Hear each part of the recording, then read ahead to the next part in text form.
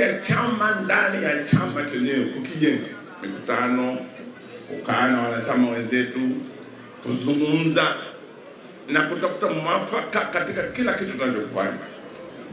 Tunakijenga chama na chaguliwa, chaguzi zikija, hivi chaguzi zitakuja mbele, atakiwa kuangalia tunafanyaje katika hizo chaguzi, nani wanaofaa kuongoza katika chama chetu. Unakaa unasema, kwa hiyo unafanya kazi ya chama ndani ya chama chenyewe, lakini unafanya pia kazi ya chama nje ya chama, ndani ya umma na dhidi ya upinzani. Inaitwa chombo chomboni.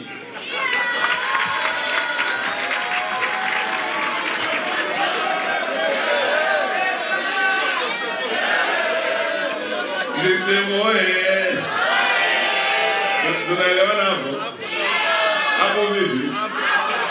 Kwa hiyo dada, tunazungumza hapa comrade ambaye umechukua Toronto kule atafanya kazi hiyo.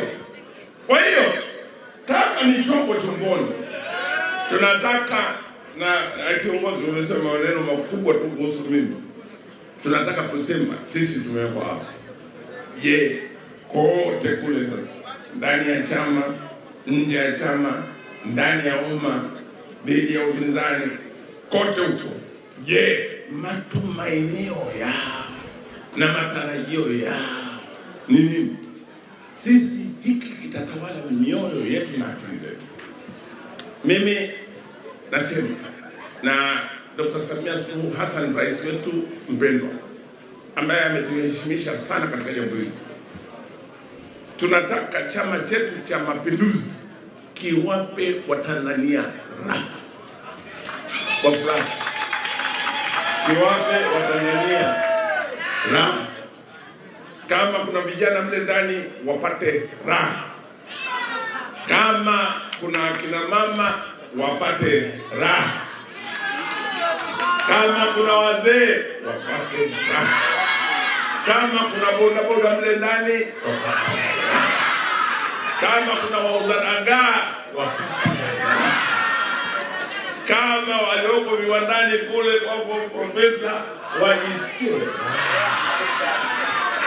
Na tukikutana nao hivi tuwaone wanacheza, wanajisikia, wanapata raha. Chama chetu sisi cha Mapinduzi kimetoka kutoka wakati wa uhuru, wakati wa TANU na ASP, kinatafuta raha kwa Watanzania.